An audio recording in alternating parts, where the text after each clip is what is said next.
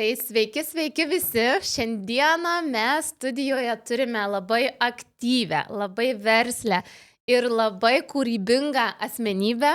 Tai yra Neringa. Ir labas, Neringa. Labas, Neringa. Labai džiaugiamės, kad tu pas mus čia esi ir tikrai turime ko tavęs paklausti.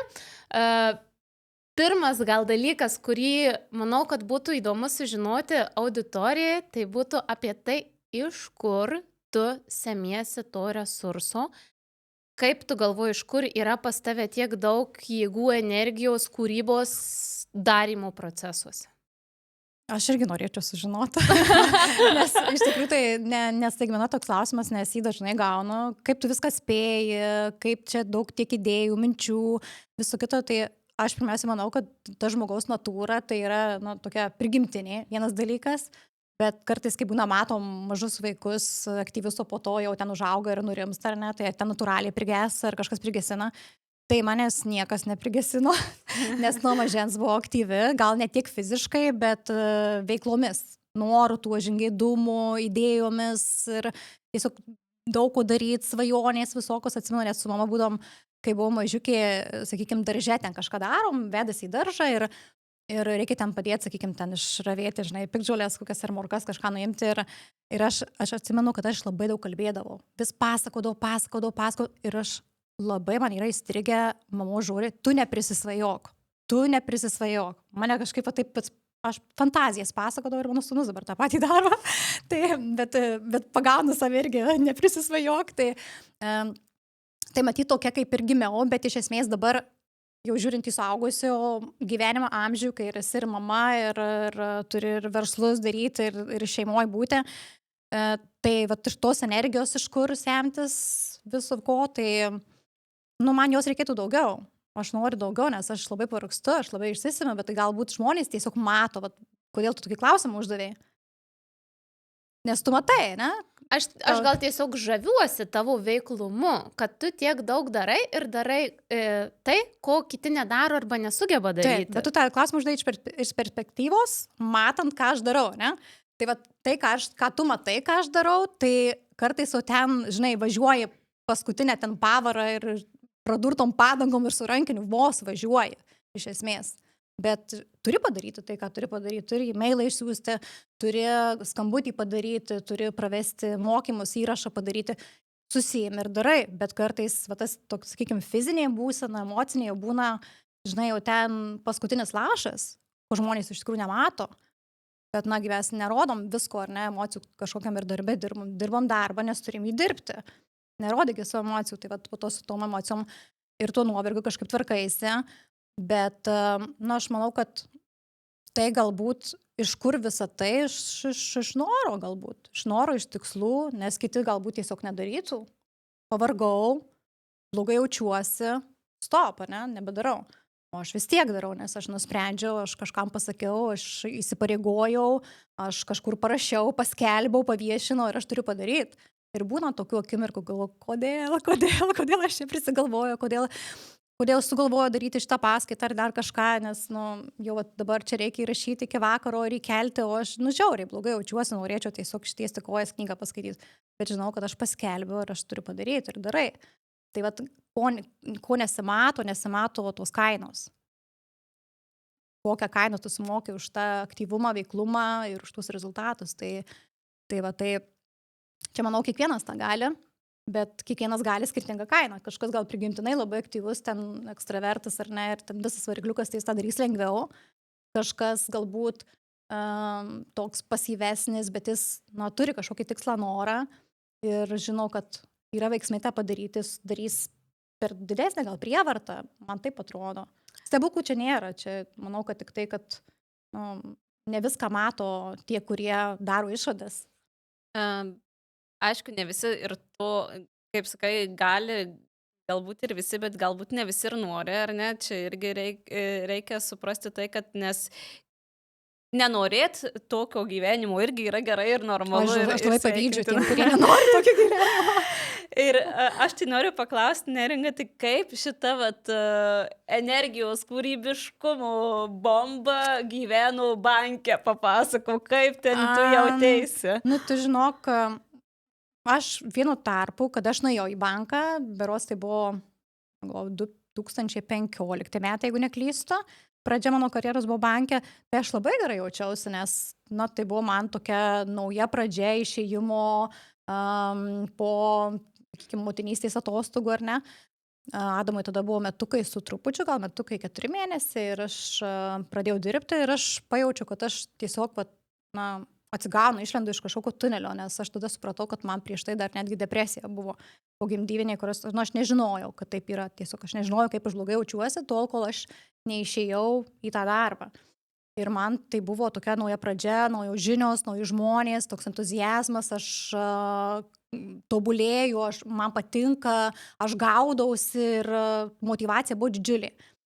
Bet po to, bėgant laikui, kada, na, sakykime, ir tame pačiame banke augo, po to perėjau kitą banką dirbti vadovaujančiausiose pareigose ir, na, ten kiti jau iššūkiai, nes kažkaip irgi iš šono atrodo, vadovams tai gerai, ne, tai vadovas tai čia gali savo daug ką leis, daug uždirba, gerą mašiną važinėja, tik vadovauja, grafiką savo susidaro. Nu, bet ten, mano akimis, esi tokiam sumuštinėje, kur turi, kaip yra, kolektyvą, darbuotojus laimingus laikyti ir tiek turi įtikti ir dar aukščiau esančiai vadovybei. Tai aš labai blogai emociškai jaučiausi ir, na, tas vis tiek bankininkystė yra griežtas sektorius, kur turi tuos rezultatus daryti vadovaudamasis logika, racionalumu, paskaičiavimu ir ten jausmai tavo nieko nereiškia. O aš tų jausmų vis tiek turėjau ir aš būdavo kai kurios sprendimus noriu daryti pagal jausmus, man sako ne, ar ne, tai ir tada prieini prie to, kad jau supranti, kad, nu, negali būti šitoj industrijoje, nes to negatyvo, nu, tas negatyvas turint omeny ne tai, kad kažkas kažką blogo daro, bet pastoviai turi spręsti problemas. Vat ir vadovo darbas, kiek aš po to jau pamačiau, dažnu atveju yra spręsti problemas.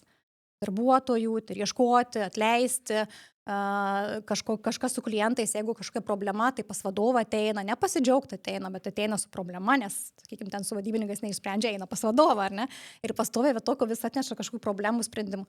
Tai man tiesiog jau susikaupė tas etapas, kada supratau, tai ne mano sfera, aš noriu kurti, kažką daryti, kurti tai nebūtinai tą meno prasme kurti, bet kažką kurti, statyti, generuoti, paleisti į pasaulį kažkokius tai projektus, įvykius, verslus, o ne vien tik spręsti problemas, kurias atneša man. Tai gal čia buvo pagrindinis tas dalykas. Tai nors ten irgi buvo tokių momentų, kur ir mokymus vedi, ir su darbuotojais, to kūrybiškumo, tokių elementų įvairių, tai negaliu sakyti, kad visiškai blogai aš ten jaučiausi, bet, žinai, kai gali daryti sprendimą ir matai save kitur, tai aš manau, kad jį reikia ir daryti.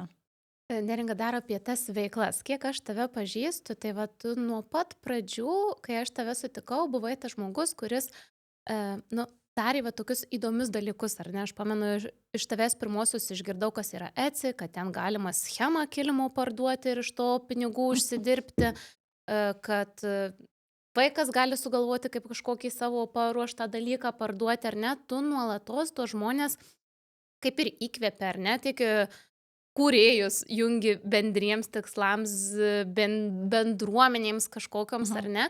Ir mes žinom, aš net pamenu, tu rytmečius kažkokius darydavai, tiesiog iš idėjos, kad moterys ryte susitikę kavos išgertų ir pakalbėtų. Ai, mes darydavom, taip, geras, aš visai pamiršus buvau. Aš esu net jame dalyvavusi, tai... Ten, ne per karantino mes darydavom, Instagram'e kažkaip susiskambinam, laivą darom, geriam kavą ir kalbamės.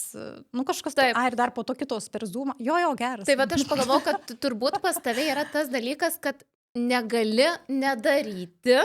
Nu, tas užprogramuota kurti knygos, daliniesi ir dalinaisi knygų apžvalgomis, ar ne, ir tuo skaitimu, kaip tu laiką leidi. Ir dabar žinom, kad kuri bendruomenė ir organizuoja Kurk Park, ar ne, renginį, kuriame būrėsi verslūs kūrėjai. Festivalis, taip. Tai kaip ta idėja gimė? Ar čia tie patys žmonės tavęs prašė kažkaip juos sujungti, apjungti, ar iš kur gimė ta mintis? Taip. Nu, ir tiek ir festivalis, tiek ir kažkokie kiti tokie didesni, kažkokie mano žingsniai. Pavyzdžiui, kai iš banko išeidinėjau, aš tada atidarinėjau Marijampolėje tą kultūros variklį, didžiulę erdvę meno, ten galerija, renginių erdvė, kur ten tikrai tas projektas buvo didelės vertės ir po to ten karantinu jis pasibaigė. po to kaip į žinių radiją buvau nuėjus, tokį vėl dabar festivalis, ar ne, tai aš pas mane nėra tos stadijos, kai būna kiti, ką sukurti, ką dabar, kokį čia versliuką užgaminti, kokį projektą, kad pas mane šitos stadijos niekada nebūna. Pas mane būna šiaip kažkokių idėjų pabirų, tokių, kur, pavyzdžiui, jeigu turėčiau antrą gyvenimą, tai dar daryčiau tą, ne? Bet va šitos idėjos, kurias dabar ten didesnės išvarno, kurios ir buvo gyvenintos, tai jos dažniausiai būna pabundi kokią 3-4 nakties nuo galvojimo, net ne nuo sapno, bet aš nežinau kaip paaiškinti, nuo galvojimo. Aš prabundu ir aš suprantu, kad aš paskutinės 2 valandas kažkaip miegodama kūriau tą kažkokį tai šitą projektą. Ir tiesiog neturi kur dėtis, negaliu užmigti, nieko negali daryti, tai ne ten kažką, nežinau, paskaityti, pamėgsti ar ką, bet suprantu, kad tiesiog iš kažkur ateina, nežinau, čia kažkokia dievybė nuleidžia, bet gal ta mintis kažkur ir būna ir kažkaip, nežinau, susijungia, tai pas mane, tai va šitie visi dalykai, bet taip ir įvyko. Aš po nakties atsikeliu ir viskas, aš negaliu nustoti galvoti. Jo pas mane visa vizija, visa planas sudėliotas, kai, pavyzdžiui, apie festivalį praeitų metų buvo čia spalio pradžioje, va taip. Tai dar nieko nedariau, kitą dieną vėl aš jau iš vis negaliu miegoti kitą naktį, jau aš ten mintys, jau pas mane ten to vietoj tas bus, ten tai pranešėjai, tai atrodys scena, tas. Jau realiai viskas galvoj sudėliota, tai ką tada daryti? Nu, reikia daryti, viskas. Tada eini kalbiesi, rezervuoji erdvę, paskelbi datą visiems viešai. Ir po to neturi kur trauktis. Ir viskas. Ir po to, su partnerė Rūta, mes kokį gal sausio vidury, kada jau iki festivalio buvo likę porą savaičių, ten tada jau tikroji pekla pasirodė, kas tai yra organizuoti šitus dalykus, kada jau tu turi visiškai, tą likusį laiką ir dar žinai, kiek ko reikia padaryti, nes mes tikrai ne viską padarėm, ką būtumėm norėję, nes laiko prasme gal nesusiplanavom, nes nežinojom, kad tie darbai laukia, ar ne, ir tiesiog nebespėjom. Dabar jau planuojam ateinančių metų, tai jau mes viską jau iš anksto darom. Tai mes atsimenu vieną momentą susižvalgom ir sakom, gal atšaukiam. Suprantu, kad negalim atšaukti, bet ant tiek bloga savijauta buvo, kad mes, jautėmės viskas, jau išsigręžę, griuk po stalu ir viskas. Tai va, ir galvojam, kodėl mes šitą nesąmonę susigalvojam, ką mums čia reikia daryti šitus dalykus. Bet tiesiog, negali paaiškinti, kad kitą kartą žmogų kažkas veda ir darai. Aišku, viskas gavosi fantastiškai gerai, dėl to ir dabar sekantį organizuojam, bet jau su didesniu laiko, tuo tarpu jau protingiau, jau su žmonėm, jau kažkur kitur, jau žinai, kuriuose vietose buvo klaidos kažkokios, ar kažkaip kitaip galėjom ir iš anksto, žinai.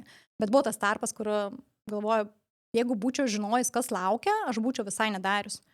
Ir aš manau, kad čia daugam yra taip, ne tik man, tie, kurie žmonės kažkokius dalykus, čia ką aš darau, čia nėra kažkas wow, grandiozinio tokio stebuklo, ar ne, yra žmonės, kur padaro, neįtikėtinus dalykus ir jie, aš manau, kad čia tas vadinamas, kaip čia pasakyti, seka, patternas, ar ne, ir lygiai tas pats, kad jie kai pradeda daryti, jie nežino, kas jų laukia. Ir jeigu jie žinotų, jie nebūtų pradėję.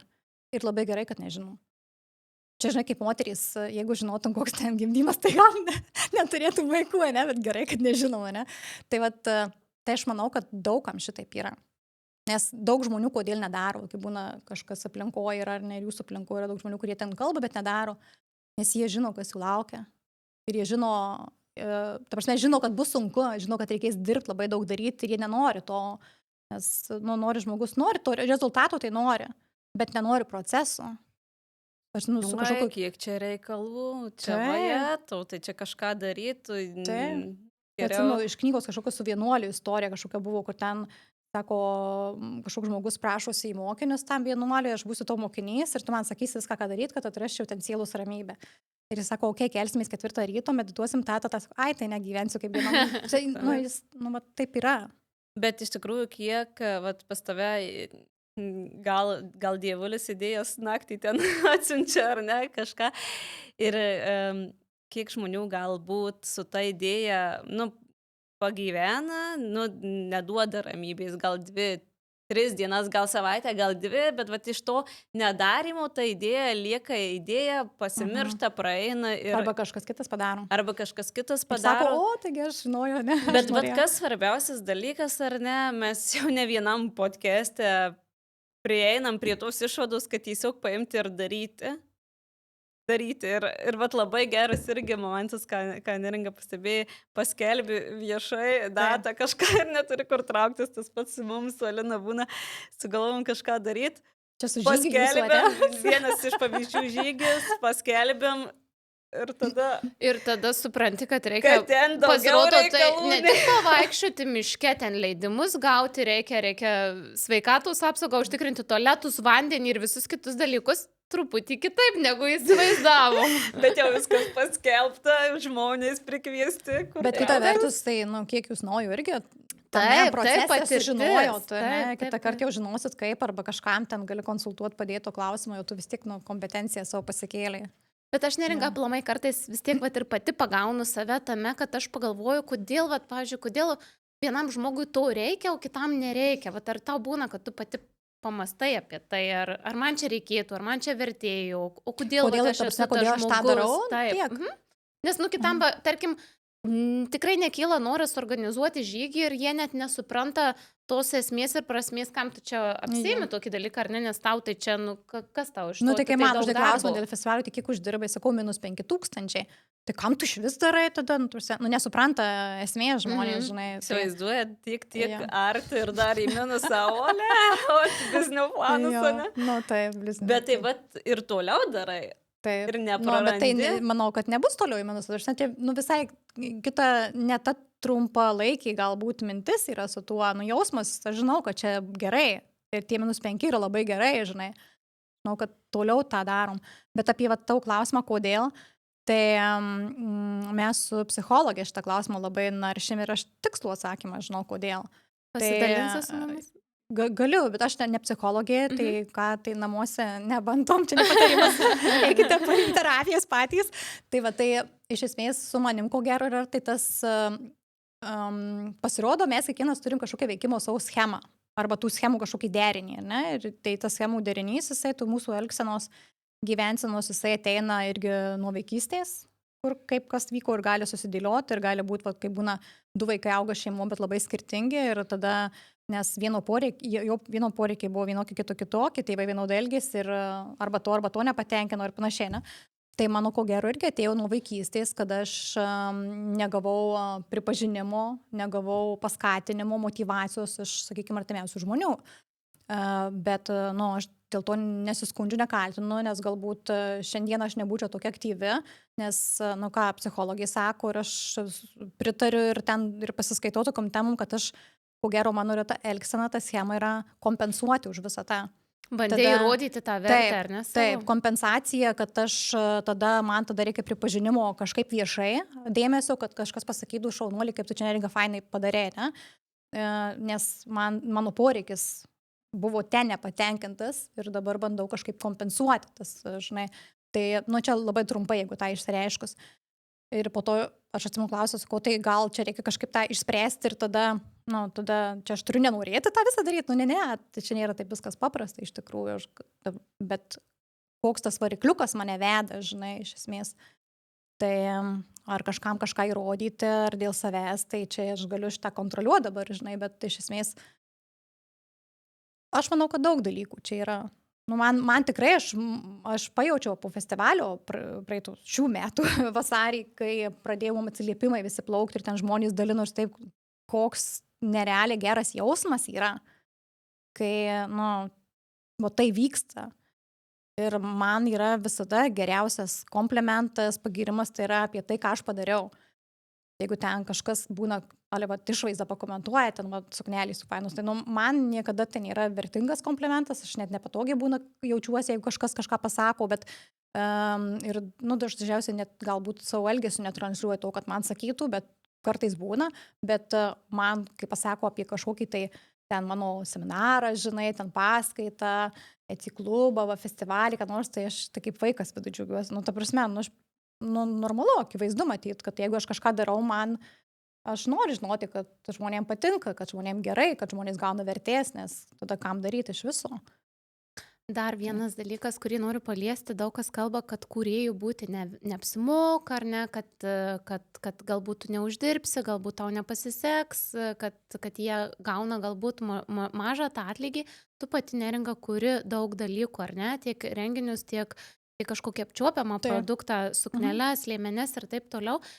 Kaip tau pavyksta tvarkytis su tuo galbūt, pavyzdžiui, finansiniu nestabilumu, ar ne, kai tu nežinai, kaip bus. Nežinai, ar, galbūt, vat, kaip tas finansinis dalykas, kūryba ir finansai yra pas tave. Kaip tu su tuo tvarkais? O Jezu, tai kiek mes laiko turim. Aš tai nežinau, man kažkaip atrodo, kad čia toksai iš šono tiem žmonėm, kurie galbūt dirba tokius labiau apčiuopiamus darbus, atrodo, kad su kūryba neuždirbsi, nes, paimkim tas pačias specialybės, ten teisė, medicina ir sakykim, pradedantieji, ten medikai ir teisininkai, jie uždirba net 1000 eurų į rankas, jie negauna. Tai mokytojai. Tai ką čia tada, ta prasme, tai aš nežinau, kokia specialybė, gal ten analitikai duomenų kažkokie, gal gauna iš karto daug programuotojų ir ten IT specialybės, bet yra daugybė specialybių, kurios mums aiškiai suprantamos, bet jos labai mažai uždirba. Tai prie ko čia dabar ta kūryba, nes kūryba gali būti dizaineris, kažkoks sukirpėjas, ten, sakykime, į fabriką nueit dirbti drabužių konstruktorius sukirpėjas, jis iškart gaus kokias 2500 į rankas. Tai, prašom, kartais tos specialybės, kurios rankiniais yra, kur kažką padaryti, jos žymiai daugiau uždirba. Ten visokie tekintojai, detalių, nežinau, tie patys santechnikai, jie tikrai normaliai uždirba. Čia priklauso galbūt kaip tu darbo įmiesi, kur tu eini dirbti ar ne, ten ar privačią įmonę, kokią valstybinę, bet kur. Tai čia aš manau, kad pagal specialybę negalima šito skirstyti, bet kad to stereotipo yra, tokio galbūt gal jisai dar, nežinau, gal tų sovietinių gal laikų toksai dar atneštas, kad ten, pavyzdžiui, kas mezga neria, tai čia neverta, žinai. Neverslas, nerimta. Jo, nerimta ir nes lietuvaitės labai dažna moka nusimegzti, nusinerti ten megztuką ar dar kažką. Labai dažna, nes mūsų ir mokykloje taigi dar mokino, ir dabar jau, man atrodo, nemokina, bet mes tai, mūsų amžiaus, tai visos dar mokam ir mūsų mamos, močiutės, beveik. Ir lietuvaitėm taip atrodo suprantama ir aš atsimenu, kaip augau aš pati ir tai, manau, ten būdavo, žiemą aš ir nešiodavau megztukus, mamos megztus, nes mes ir sunkiai gyvenom ir ten numegzdavo, po to ten būna išardo, vėl permezga, žinai. Tai tas drabužis toksai, jisai būdavo gal megztas vargšų drabužis labiau. Dabar jau viskas keičiasi, nes, tai yra mados supratimas iš užsienio ateina ir kitokios, tie megzti drabužiai visai kitokie, siūlų pasirinkimas. Tada tai būdavo, žinai, tos spalvos tokios, ten pilka, ruda, dar kažkokia, o dabar įvairiausių tų siūlų, įdomių visko, tos mados ateina, jaunimas pradeda megzti, visokie trendai, žinai, ten visokius atskirai bendruomenės, šiandien kaip tik mačiau Reelsą, kur, kaip ten vadinosi, rave, kažkas punk and rave, knit, crochet, punk and rave, vienu žodžio, salytė, kaip klubas, tokia nedidelis klubas, bet salytė, kala muzika, ten tokie punkai visokie išsidažę, auskarai ir visi mezga neria ir geria kokteilius, žinai, dar tūsina klubą.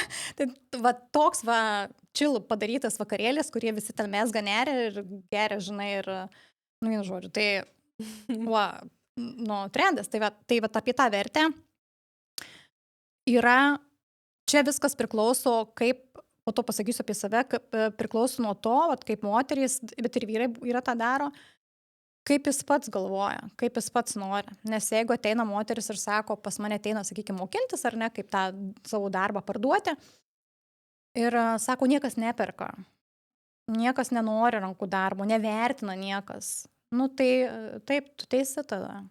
Tavo darbo niekas neperka, niekas nenori, niekas nevertina, nes tu jau tai pasakėjai. Čia tas momentas, kad kaip tu galvoji, taip ir yra.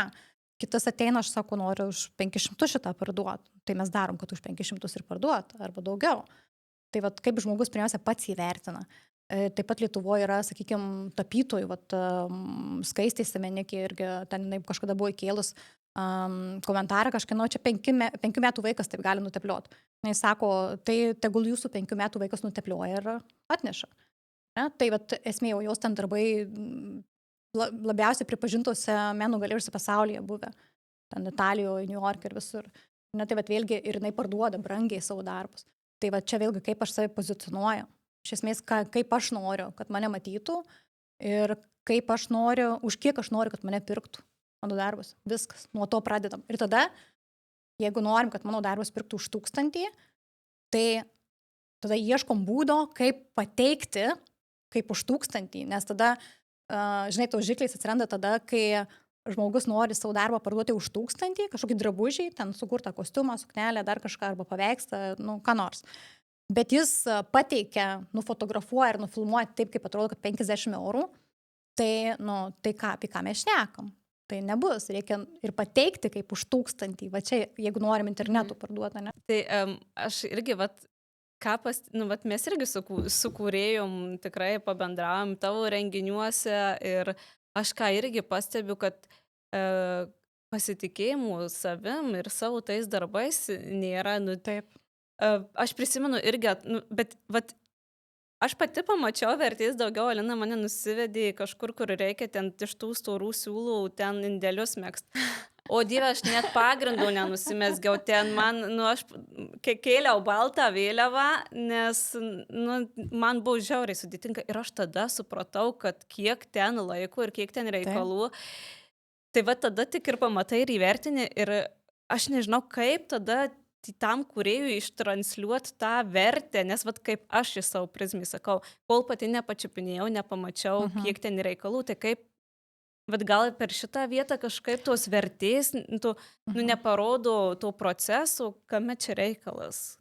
Kodėl aš tai visada skatinu rodyti procesą, ypatingai kai, pavyzdžiui, kas turi ten Etsy parduotuvės arba elektroninės ir vis tiek tada reikia šalia turėti kažkokį tą kanalą, kuriame parodo kūrėjas daugiau savęs. Tai ar Instagram, ar TikTok, ar Facebook, nesvarbu ką, ir per tame rodyti visus užkulisius, nes dažniausia klaida yra lietuvių. Čia didžiausia klaida yra dažniausiai, nesakau, kad visų yra labai nuostabiai, kurie daro ir pritraukia auditorijas, kad jie rodo tiesiog galutinį rezultatą. Ne? Ten gražios nuotraukos, kitų tikrai fantastiškos fotosesijos gražios ir tai atrodo kaip kartais tikrai ir brangus daiktas, bet mes nematom visiškai kūrėjų indėlio istorijos nieko. Mes matom daiktą brangų, ar ne, ten brandas užlipintas, bet mes daugiau nieko nematom ir tada mintis tokia klientų šiaip žiūrint iš pirkėjų psichologijos.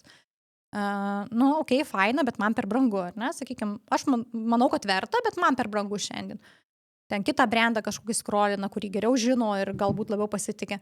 Bet kai šalia atsiduria tas kūrėjas, kur, sakykime, mato jo procesus ten nuo pradžių, kiek ten jis, sakykime, keramiką, kiek ko ten prigadino, pridaužė, net taip nutepė, kiek suėjo laiko, kad jis išgautų tą rezultatą, kurį galų gale parodė, ne? Kiek, pavyzdžiui, kiek praėjo tų prototipų produkto, ten gal 20 prigamino ten kokių bliūdų, kuriais jis nebuvo patenkintas, kol priėjo tą jau 21, kuris ir yra tai, ką jis parduoda, ar ne? Tai tą rodo savo, kiek iš medžiagų sunaudojo, sugadino, ar kiek laiko užtruko, kad jis tą sukurtų, ten atspalvį išgautų. Ir tada ir matau, kad čia, tai, galbūt medžiagos šitam bliūdukui ten 20 eurų, 300 parduoda, bet aš žinau, kad aš pati dar daugiau sugadinsiu tų medžiagų, nes visų pirma dar mokymus praeitą, aš pati tikrai ir tokio nesusikursiu. Kaip sako, ten atėjau, santechnikas pabarškino, kažkur varžtą užsuko ir 300 eurų paėmė už 5 minutės. Tai ne už 5 minutės, o už daug metų kauptą kompetenciją, kad žinotų, kurio vietoje iš karto atėjęs tą varžtą užsukti, ne? Tai va čia su kūrėju irgi, kaip, sakykime, kainas būna kitos, iš vis kūrėjos nežino, kokią kainą dėti. Sakykime, kuria daiktą, ne, tai kažkai, užmestuką kažkokį, ir sako, aš nežinau, kaip jį kainot, nežinau, kaip pradėti skaičiuoti. Siūlus skaičiuoja ir sako, užsidėsiu 10 eurų. Stop, ar ne? Tai bet irgi klausimas yra laiko trukmė darbo gamybos, kartais tas už laiką kaina yra 10 kartų didesnė negu už priemonę sunaudotas. Pavyzdžiui, gali būti priemonėje suknelė, mes galime suknelę padaryti už 5 eurus, nusipirkę priemonių, bet užtruksim kokią 60 valandų. Tai 5 eurai priemonės tai nekainuos 10 eurų? Ne, mes skaičiuosim valandas, ar ne? Ir dar vienas dalykas, ar tai yra tas kūrėjas, tai yra jo pradžia tos karjeros, ar ne, kūrybinio kelio ir jisai, čia yra pirmieji jau kažkokie darbai, ar tai yra, sakykime, jau žmogus, kuris 10 metų tobulina tą savo amatą ir šitą sukūrė jau perėjęs labai daug visokiausių eksperimentų, bandymų ir čia žinodamas arba išrasdamas kažkokį metodą, ar ne, tai už tą kainą dar prisideda. Tai vat, vėlgi, šitie dalykai visi susideda ir, tai nėra labai lengvai, taip, žinai, tiesmukiškai įvertinamas dalykas. Man tai net idėja dabar kilo. Next nori. Ne, aš tiesiog galvoju, vat, kaip pasidalinti, va, pavyzdžiui, įsivaizduoju, kaip būna tos smūgiais, kur rankdarbininkai ir panašiai, nu, vat, pavyzdžiui, suknelį, ar ne, jeigu aš matyčiau, kad ant suknelės ne tik kaina, o dar parašyta 60 valandų Valandų. megzta suknelė prie Taip, kainos. aš rašau prie kai kurių produktų. Tai va, aš sakyčiau, o Dieve, dar pasišaukčiau vyrą ir Taip. sakyčiau, pažiūrėk, kiek laiko, arba nežinau, ant Čia žiauriai gerai yra. prekybstalio padėti kokią nors, kaip mugėse būna planšetė su ekranu, kur rodo, kaip daro ir kiek ten viso to proceso. Mane va šitas dalykas pritrauktų. Taip, Tai vat nes, gal kažkam nes bus idėja. dažnai kūrėjai būna ten, kad ir planšetė pasidėti, tai kokią reklamą paleidę gražią, Taip, ten tokią, ne? O jeigu matytų tuos užkulisius, nu jie tas vat, Kaip žmogiškumas, ten tas lipdo, tikrai... kažką daro po truputį, Taip, tai taip, nu, taip. tada tu Aš suprastum atsimenu daugiau tos vertės. festivalį, pas mus, nežinau, ar jūs matėte, buvo kai kurie mugės prekeiviai, Vietoje jie tai patys darė. vietoj darė tam tikrus Taip. tenėriai, ten papuošos vėl nu, matosi, kad jisai pats tuo, ar ne, va dabar va daro, va rinkis, aš tau dabar sunersiu, ar ne, ir matau tą procesą, tai toks irgi tos vertės tikrai prisideda. Nes galima vertę ir kainą iškelti, vertę sukurti ir nerodant kūrėjo, bet tada reikia didžiulių pinigų. Didžiulių pinigų, va ten, sakykim, didieji prekiniai ženklai tą daro, tai, bet jie turi didžiulius pinigus tam, ar ne, stipriom reklamom, influenceriam ir panašiai. Bet jeigu kūrėjas yra, kuris, na, neturi investicijų tūkstančių į reklamas ir jis tiesiog jam reikia kažkaip prasimušt, tai, nu, aš manau, kad vienintelis kelias, ko gero, yra rodyti save ir užkulisius. Aš tai irgi vat, noriu užfiksuoti tą išskirtinumą ir autentiškumą ir man, tarkim, asmeniškai labiausiai rezonuoja tas žmogus, ar ne? Tas žmogus, kuris tai sukūrė. Ir aš pamenu lygiai taip pat tavo liemenys, ar ne? Aš tikrai iš kažko kito tokios liemenės būčiau nepirkusi, bet kai Taip. aš pamačiau keletą kartų, kaip tu su jomis atrodai, tai aš žinau, kad tu jas darei, nėriai, sukai siūlus ir taip toliau, aš kažkaip vat, pagavau save tokiu pasąmoniniu lygmeniu, kad aš norėčiau tos vat, tavo liemenį, supranti, ir kad jinai faina. Ir aš manau, čia tas ir ateina iš kelionių, tarkim, kur ten kokia baubutė sėdi ar kažką daro, tu turi galimybę paimti, man draugė, pamenu, parvežė lauktuvių sapnų gaudyklę ir jinai sako, tu būtum mačius vaizdą, sako, tokioj palapinėje, sako, moteris be vienos akies, iš odinių tų siūlelių gamino tą gaudyklę.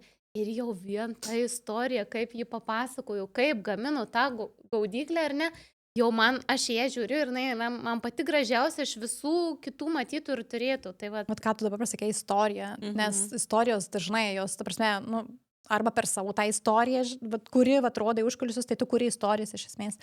Arba, iš, sakykime, iš literatūros pasaulio, ką literatūros pasaulis labai naudojasi. Kai mes pasiemam knygą, kažkokią knyginę, ar kur ten bek tą viršelį galutinį pažiūrim, ar ne, paskaitom. Ir tie didieji bestselleriai, jie visą laiką apie autorius kažkas sklando, ne? Ten apie, pavyzdžiui, ten J.K. Rowling, kad ten 14 kartų jie atmetė leidyklos, kad ten kažkas 12, kažkas vėl skirtingus ten tuos skaičius net kažkur gauna. Kad ten jinai rašė ant servetėlių, kažkur kavinį, kad jinai traukinį važiuodama rašė. Tai, nu... Spėkit, kiek yra teisybės tose istorijose. Nesakau, kad jos visos neteisingos, bet labai dažnai aplink autorius sukuriamos istorijos tiesiog, kad jos būtų kažko įdomios, patrauklios ir po to paleidžia su marketingu. Tai šitas naudojama, tai, nu, realiai visi bestsellerių autoriai, jie tas istorijas turi, kurios bent dalinai yra neteisybė. Tai su kūrėjais, su socialiniais tinklais, nu, irgi tos daug neteisybės irgi yra, bet iš esmės, nu, aš ne apie tai dabar kalbu, bet aš kalbu, kad istorijos veikia, ne? Tai kūrėjas tas istorijas gali kurti, rodydamas, nu, vat kažkokią realybę savo darbo.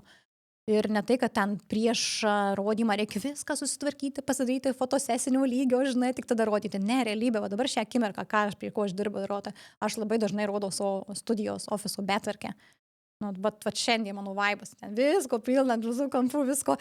Ir kiek aš reakcijų į tai gaunu, ta prasme, kad, nu, ne tai, kad ten susitvarkyk, bet, nu, žmonės mato, kad aš ne šiaip, salėje tuščioj su stalu ir keide dirbu, ne, ir iš kažkur tik tai pasako rezultatus, bet pas mane yra visos tos medžiagos priemonės, iš kur aš ką darau. Čia, žinai, jaučiu galvoje, Dieve, ne pas mane vieną.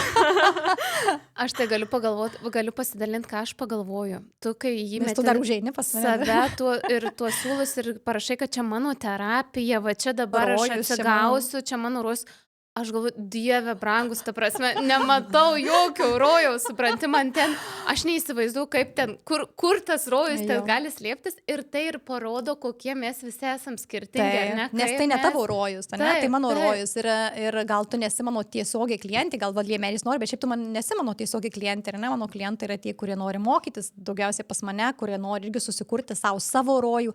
Ir jie tada, matydami tą mano rojų, jie svajoja irgi turėti savo rojų, žinai, galbūt ne ten nesiūlais apsikrovus, bet kažkokiais kitais, ten moliais, keramikos ar dar kažkuo, žinai, ten lazeriais kokiais, bet jie įsivaizduoja, jie turi kažkokį kabliuką savo, svajonę, turi kažką, ką jie gamina, bet, pavyzdžiui, ten tiesiog namuose, kažkokiam kampe. Ir jie matydami tą mano studiją galvoja, o aš gal vieną dieną irgi turėsiu, ne? Vat, tai tiesiog būriam aplink save tuos, kuriems rezonuoja, va, kaip tu sakai, žinai. Neringa, turim klausimų, bet labai didelė dalis klausimų tau yra susijęs su ta pačia mintimi. Kas bus toliau? Jeigu turėtum galimybę sukurti, nežinau, europinio masto renginį, koks tai galėtų būti renginys? Jeigu turėtum visus resursus, ką tu dabar darytum, ką tu kurtum, ką tu darytum ir visi kažkaip laukia iš tavęs, kas dar ir kas toliau. Tai pirmiausia, tai ką aš darau dabar, tai ir darau, jo, tai kažkaip labai nežinau, anksčiau tai būdavo, kad nori kažko, tai žinai, tokio, aš atsimenu, kai aš gyvenau Anglijoje ir studijavau tada leidybą ir grožinę kūrybą ir aš galvoju, aš noriu parašyti knygą ir būsiu jauniausia Lietuvoje rašytoja anglų kalba išleidus Anglijoje knygą, ten tokia, žinai, kažkaip tai man norėdavosi būti kažkur eusia, žinai, čia kažkokį rekordą. Dingo šitie dalykai su amžium, dabar galbūt tiesiog norisi tokio žinojimo, gal, kad tai, ką darau, man labai patinka ir, čia pasakyti švelniau, jeigu išeičiau rytoj, tai jaučiausi, kad tikrai dariau tai, ką mėgstu daryti ir kad nebūtų to, kad visgi ne tuo keliu ėjau, žinai. Tai man dabar šitas jausmas ir aš taip dabar ir gyvenu. Jau kas didesnio kažkokio ar ko aš minčių kažkokių idėjų neturiu, mes dabar tikrai norim tą festivalį padaryti dar geresnį negu buvo šių metų vasarį, tai dabar kitų metų vasario pradžioje bus, tai mūsų dabar šitas didysis yra tikslas, kad tas festivalis gautųsi toks geras, kad po to jau kitais metais darant mes turėtumėm, pavyzdžiui, dilemą toliau daryti Marijampolėje ar jau daryti Vilniuje, ne? Mes norime tai padaryti, kad mes jau turėtum galvos skausmą, kad, žinai, jau ten Marijampolėje gal jau nebetilpsim panašiai, tai mūsų šitas didysis.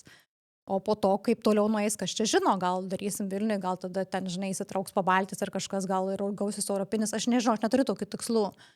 Neturiu, bet negaliu pasakyti, kad jų neatsiras greitų metų, gal vėl, žinai, atsibusi ryte, žinai, vėlsi, aha, darau, arba po šito podcasto, to, žinai, kartais būna užkabina kažkokia mintis ir kažkaip užsidegi ir jeigu ta ugnis nedingsta, tai ir kažką darai, bet, žinok, neturiu tokio, kad dar didesnį, dar didesnį, dar didesnį. Bet aš manau, kad už šitų klausimų ir slepiasi tai, kad žmonės iš tavęs turi lūkestį dar tai čia jų kažką problema.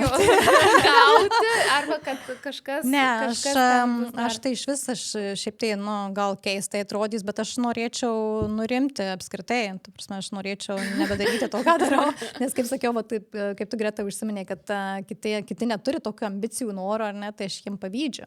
Tu prasme, fantastika gyventi sau ramiai. Ir atsimenu ir su psichologai kalbėjom šitą temą, kad kiti žmonės gyvena ramiai ir jiems nereikia ten, žinai, nereikia to, nereikia kelio, nieko.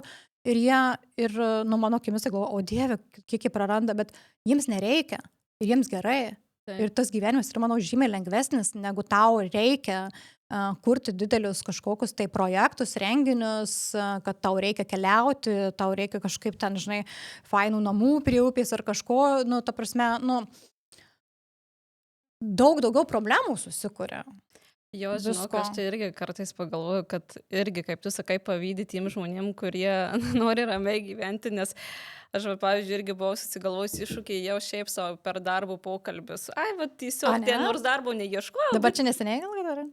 ne, čia dar kai dirbam okei. samdomam darbe, bet aš, man buvo viskas okei, aš tų darbų neieškojau, bet man reikėjo pasikelti streso lygį.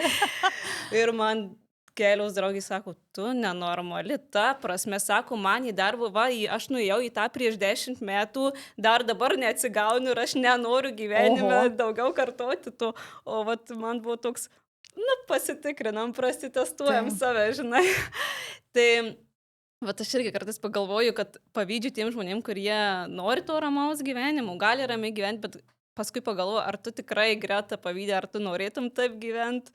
Čia kitas Žinai, jau čia taip klausimas. susikurtum, nes aš dabar, pavyzdžiui, turiu tokį mintį, čia, dabar metus, dar 2, dar čia praeitą ir ką, ir po to, kažkaip atsilaisvinti taip, kad aš galėčiau ten tiesiog gyventi, žinai, kūryboje, pavyzdžiui.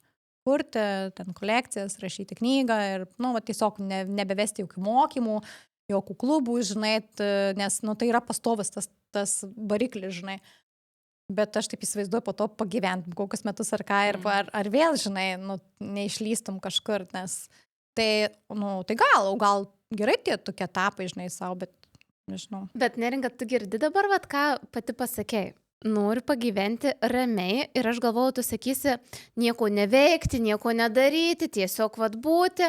Tai ramiai kokią knygą parašyti, gal sukurti kažką, ramiai. Jo, turiu menį, tai čia man ir būtų ramiai. Tas nieko tai aš iš vis neįsivaizduoju, ta prasme, ką, tai ten namus tvarkyti, kažką daryti, ne apie tai turiu menį, kad nesiverst per galvą tarp daug skirtingų projektų veiklų, nes kas ir yra dabar pas mane, yra daug tų skirtingų veiklų. Jos ten viena kita truputį persipina, jos nėra visiškai, žinai, nutolę nuo kitos, bet tai yra iš esmės, jie tokie skirtingi projektai.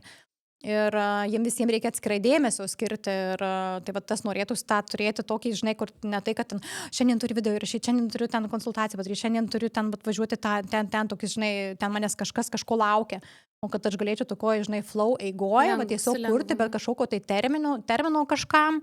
Ir, tuo etapu aš labai noriu. Ir aš tikiuosi jį susikurti, o kiek jis ilgai tęsis, tai irgi klausimas, žinai, tai, žinant, kad mano varikliukas iš esmės ir yra kažkoks terminas. Nes jeigu aš neturėčiau terminų, tai aš nelabai ką ir padaryčiau, ko gero. O tu pati tuos terminus savo nusistatai? Ne, visai būna. Ta prasme, kad būna, kad paskelbė, tai nusistatai, arba su kažkuo ten įsipareigojus. Pavyzdžiui, vakar turėjau nusiųsti maketukus bilietams LT, kad ten sukeltų, žinai, dėl festivalio bilietų. Ir, tai yra terminas, iki kada aš turiu padaryti juos ir nusiųsti. Ant buhalterį, iki kada reikia nusiųsti dokumentus, kad ten mėnesio. Kiek iki terminų pabaigos pasilieki? Čia skaudi tema, dažniausiai būna jau, žinai, turiu nusiųsti ten, iki 15 dienos, žinai, iki 15. Ne 15, bet iki 15. Tai nusiunti 14 dieną, 23 valandas, tai įvykdai įsipareigojimą, bet, žinai, taip, aš turiu šitą dalyką, aš nesu tas žmogus.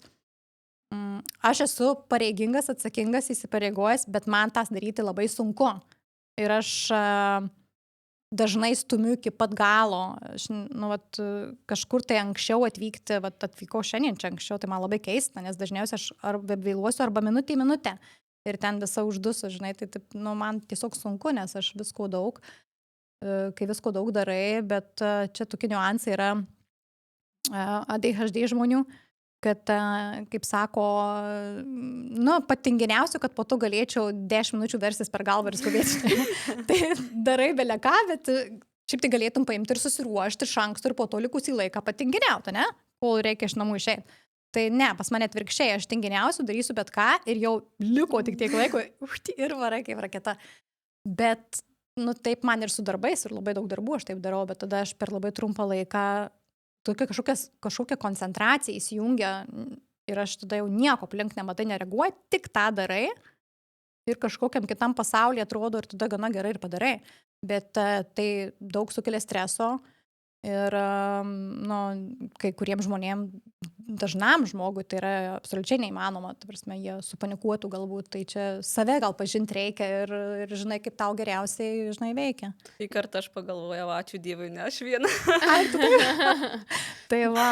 Bet Bet čia irgi vat, apie tas strategijas, metodus ir dalykus. Aš tai tavęs klausau ir aš pagalvojau, mūsų patirtis dirbant su tavimi visada buvo labai aiški ir operatyvi ir viskas labai aiškiai ir laiku ir strategiškai ir dar magas geriau negu mes gaunam galbūt iš kitų, ar ne? Ir čia turbūt yra žmonių savybė, mes irgi ką su Greta esam patyrę ir pastebėję, yra žmonių, kuriems reikia strategijos ir pasakymų, kad tarkim tu 2 savaitės, po 2 savaičių turėsi kažką mum atrašyti arba su mumis susitikti, ar ne? O yra kitų žmonių tokių, vat, nežinau kaip juos įvardinti, ar jie yra kūrybiški, ar jie yra laisvesni, kad jiems šovė idėja ir jie čia ir dabar ima sprendžia, daro ir paleidžia vat, visus šitus dalykus. Tai čia visiškai tikrai nuo žmogaus tik tai priklauso, nes nei tas variantas nėra geras ar blogas. Tiesiog yra mes skirtingų savybių žmonės, įpročių ir kažkam reikia to, žinai, iš anksto žinojimo ir jis turi iš lėto, turi užtikrintai pasitikrinti. O aš turiu greitai daryti, nes man kitai bus kančia. Jeigu aš ten ilgai kažką lipdysiu, darysiu, man reikia, jeigu paprašai manęs, aš imu, jeigu neatsiunčiau šiandien ir rytoj ir porytą, ne dėl to, kad aš ten galvojau, ką rašyti. Dabar ten tekstuko kažkokio reikia, ne? O dėl to, kad aš iš vis prie to darbo neprisėdau ir pamiršau jį. Arba kažkur užsirašiau, bet aš tiesiog likau užrašytas, žinai. Bet jeigu aš teisiu padaryti, tai aš taip staigiai tik sukalu ir siunčiu ir viskas, aš net negalvoju. Aš negaliu ten 10 kartų tikrinti teksto ir dar galvoti, ar čia gerai ir kaip, bet kiti atvirkščiai, kiti negali parašyti greitai ir siūsti, jiems reikia prasitikrinti, pagalvoti, kažkam parodyti ir jie tada saugus tame jaučiasi, ne? Kažkaip tiesiog. Neringa, ir pabaigai, duok kokį nors patarimą, palinkėjimą tiems savo versliems žmonėms, tiems kūrybiškiems žmonėms, savo auditorijai, ką tu jiems palinkėtum šiai dienai? Ko nusiųstum jiems? Ojei. Visiems labai skirtingų dalykų, žinai, reikia, tai tiesiog. Bet pirmas, kuris šauna tau į galvą. Tas vienas, kurį tu prieš tai buvai sakęs, kad jūsų podcastų metu labai dažnai kartuojasi pradėta, ne? Aš tą anksčiau irgi labai dažnai sakydavau, kad tiesiog pradėt. Ir čia, man atrodo, pats pagrindas ir yra, nes kai žmogus daug labai galvoja, užlaiko minčių idėjų, ir kaip tu sakei, po to nebedaro, jo nebenori po to, žinai, jau dingsta ta mintis, arba po to jau galvoja, jau gal čia per vėlu, anksčiau galėjau daryti, tai dabar per vėlu, tai dabar jau kažkas kitas panašiai daro, nedarysiu, žinai, bet jeigu aš būčiau pradėjęs, tai arba būčiau žingsnevęs ir padaręs, o galbūt būčiau pusiaukliai kažkur pamačius, kad, gal visgi ne man, bet jau aš žinau, ne, jau aš tada savęs nekaltinu po 5 metų, kad aš net nepabandžiau. Ne, aš jau žinau, kad aš pabandžiau, bet man, ne šita vieta, ar ne, ir tokių žmonių yra daug, kurie daug ką pabando, bet jie ima pabando, kitas 20 metų ir gyvena ir čia būčiau jaunesnį buvus, būčiau tą darius, ar ne, tokie kalbėtojai. Tai, mane labai nervina šitas dalykas, bet čia, aš negaliu kitų žmonių kalti, čia jų gyvenimai yra, čia aš negaliu prisimti atsakomybės, bet gal nervina girdėti kartais tą kartu su priekaištu tokių kaip čia tau gerai, nes tu jau čia padarius, tau čia lengva, ne? Bet tu jau moki tą ir tą, tau lengva, o aš čia, bet jau čia man nelaikas pradėti. Tai tas pradėta yra, bet, žinai, aš dar iš vienos pusės galvoju, po to apsukė, lengva pasakyti, ne? Lengva pasakyti, bet jeigu žmogus nepradeda, tai kodėl, gal jam tiesiog reikia išsisakyti, gal jam nereikia tų dalykų. O toliau, daug laukia dalykų, nusiteikt galbūt. Nusiteikt, kad daug laukia visko. Gal mažiau galbūt, kodėl nepasiseks, ar ne, nes mes linkę prisigalvoti scenarijų. Tų scenarijų, kaip ten. O tai atvirkščiai reikėtų galvoti, o kodėl man turėtų pasisekti tada, kodėl, tada, nes mano fainas tas kūrinys, aš čia sukursiu, aš čia rodysiu, jeigu tam pasisekit ir man turi pasisekti, atvirkštinį jungt galima dalyką. Ir kitas dalykas, ką toliau patarčiau, jeigu jau nuspręsta pradėti, tai mokytis. Pas jūs daug fantastiškų kursų yra, jų apskritai labai daug, visur visko yra ir man atrodo šiandien yra lengviausias laikas, kiek aš atsimenu ten, iš savo, sakykime, paskutinių 20 metų suaugusių žmogaus, tai dar tiek galimybių mokytis niekada nebuvo, kiek yra dabar. Kiek mes turime vyriausių programų ir priemonių ir YouTube'us ir visa kita ir nemokamai mokytis ir mokamai mokytis, tai ne tik universitetuose, kur mokinamasi 5 metus kažko ar ne, bet ir papildomai arba tiesiog pakeisti specialybę. Tai čia neliečiant jokios amžiaus net grupės, ar ne, pradedant nuo paauglio iki senioro.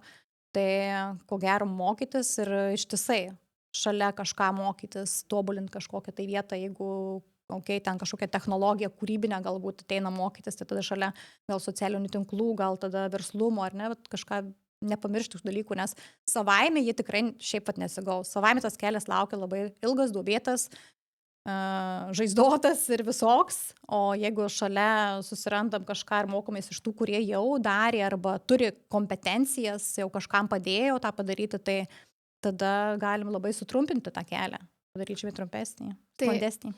Neringa, labai ačiū, kad tu skyrei šį laiką mums ir kad suteikei žiūrovams galimybę pažinti tave iš arčiau, susipažinti su tavimi iš arčiau. Ačiū, Tikrai kad pakvietėt. užbūrei tą energiją savo ir idėjom ir požiūriu, tai labai labai ačiū tau. Labai smagu pasidalinti, ačiū ir jums.